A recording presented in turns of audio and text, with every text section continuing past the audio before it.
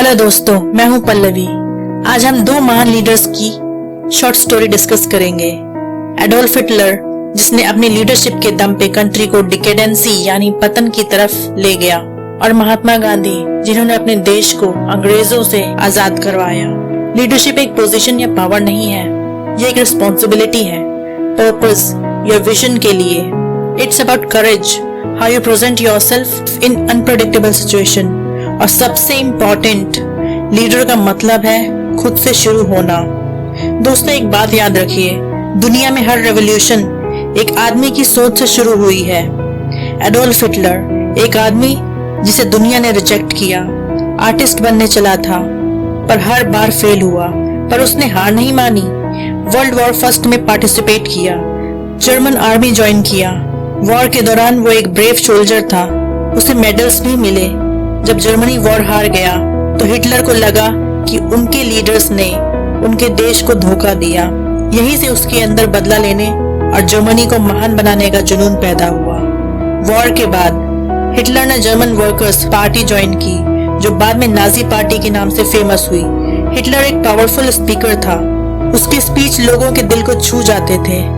उसकी बातों में इतना दम था कि लोग उसे सुनना पसंद करते और विश्वास भी करते। उसने लोगों को विश्वास दिलाया कि जर्मनी की हार का कारण करप्ट पॉलिटिशियंस हैं, फॉरेन पावर्स ने धोखा दिया और यहूदी लोग जिम्मेदार हैं। लेकिन ये व्यूज गलत थे और लोगों में नफरत बढ़ाया, जिसका हम सपोर्ट नहीं करते। 1933 में हिटलर जर्मनी का चांसलर बना। उसने धीरे धीरे डेमोक्रेसी को हटाकर डिक्टेटरशिप स्टैब्लिश किया। फिर उसने जर्मनी को रिबिल्ड किया, अनएम्प्लॉयमेंट पे काम किया, रोड फैक्ट्रीज बनवाई, मिलिट्री को स्ट्रांग बनाया। लोग उसे एक मसीहा जैसा देखने लगे। 1939 में हिटलर ने पोलैंड पर अटैक किया, जिसके बाद वर्ल्ड वॉर 2 शुरू हो गया और वर्ल्ड वॉर 2 का जिम्मेदार हिटलर ही माना जाता है। हिटलर ने यूरोप के काफी कंट्रीज पर कब्जा किया, लेकिन सबसे बुरी बात थी उसका होलोकॉस्ट, जिसमें हिटलर ने लाखों यहूदी लोगों को कॉन्सेंट्रेशन कैंप्स में भेजकर मार डाला। इस जेनोसाइड ने दुनिया को हिला दिया।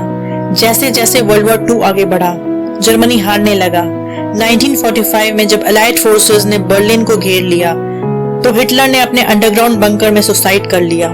उसका अंत हुआ, लेकिन उसकी कहानी दुनिया के लिए वार्निंग बन गई।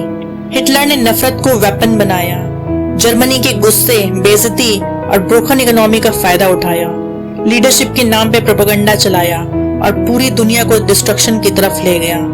एक पूरी जनरेशन उसके पीछे चल पड़ी, बिना सोचे समझे। सोचो दोस्तों, पावर बिना ह्यूमैनिटी के सिर्फ बर्बादी लाता है। लीडरशिप का पावर बहुत बड़ा होता है, उसे सही डायरेक्शन में ले जाना एक जिम्मेदारी है।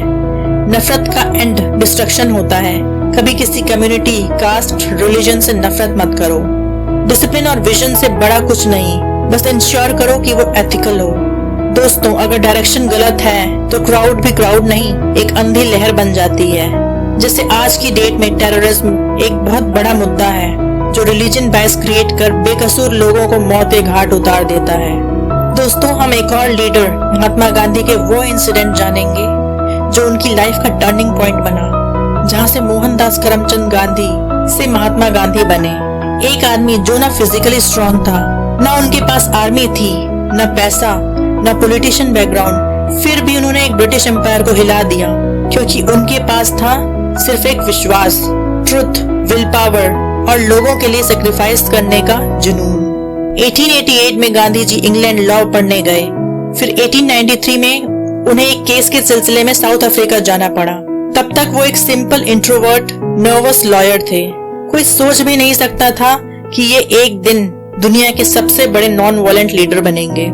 एक रात गांधी जी एक ट्रेन में ट्रेवल कर रहे थे, फर्स्ट क्लास टिकट के साथ, पर उनके स्किन कलर की वजह से एक ब्रिटिश मैन ने उनसे कहा, "You can't sit here, get out."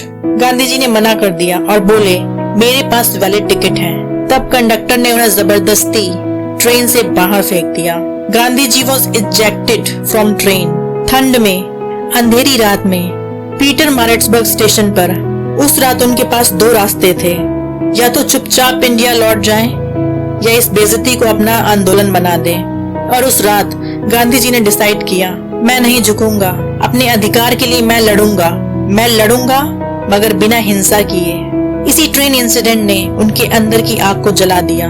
वो अपने मन में बोले, तुम सिर्फ एक वकील नहीं हो, तुम एक आवाज हो।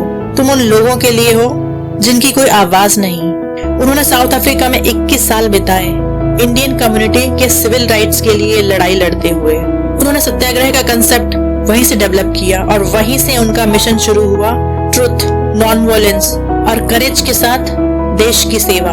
गांधी जी ने हमेशा कहा, एक लीडर वो नहीं जो सबसे तेज बोलता है, एक लीडर वो है जो सबसे ज्यादा सुनता है, सबसे ज्यादा महसूस करता है। His silence, simplicity and inner strength leads to fight for freedom through civil disobedience, Satyagraha, non-violence and Dandi March, power of walking with people। दोस्तों, true leadership पावर से नहीं, सर्विस से आती है। जब तक आप स्वयं के सेवक नहीं बनते, तब तक आप किसी और के नेता नहीं बन सकते। दोनों महान लीडर थे। दोनों लीडर के पास विजन था, अपनी कंट्री के लिए लड़ना, करेज भी था, पर तरीका बहुत अलग। हिटलर का रास्ता डर और कंट्रोल, ईगो और सुपीरियोरिटी जो डिस्ट्रक्शन की तरफ ले गया। गांधी जी का रास्ता विश्वास और सेवा, इक्वालिटी और सैक्रिफाइस जो पीस का रास्ता था। एक ने दुनिया को डरा कर झुकाया, दूसरे ने अहिंसा से उठाया। दोस्तों, क्या आपकी लाइफ में भी कोई टर्निंग पॉइंट है जहां आपने अपना स्टैंड लिया हो? अपनी स्टोरी शेयर करिए और इंस्पायर करिए इन कमेंट सेक्शन।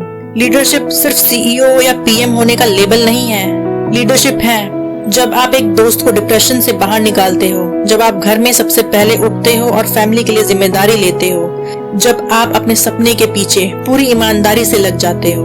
लीडर में 8 प्रायर क्वालिटीज होती हैं। First, a leader must have a clear bold vision. आपको पता होना चाहिए कि आप कहाँ जा रहे हो और क्यों जा रहे हो। सेकंड, करेज, सही के लिए खड़े रहो चाहे सब खिलाफ हो। गांधी जी ने बिना हथियार के लड़ाई लड़ी, वो था करेज। थर्ड, एम्पैथी, लोगों के दर्द को महसूस करो, तभी उनके दिल तक पहुंचोगे। फोर्थ, डिसिप्लिन, बिना रूटीन के लीडरशिप ख्वाब रहती है। फिफ्थ, इंटीग्रिटी, ईमानदारी, जो सोचो वही बोलो, जो बोलो वही करो।